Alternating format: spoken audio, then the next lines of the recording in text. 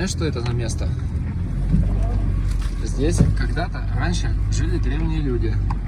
Да и сейчас вот, как ни странно, кто-то живет. Вот. Возможно, это егерь охраняет эти места. Вот. Ну, лесной работник, скажем так. Вот, пожалуйста, там горит свет. Вот.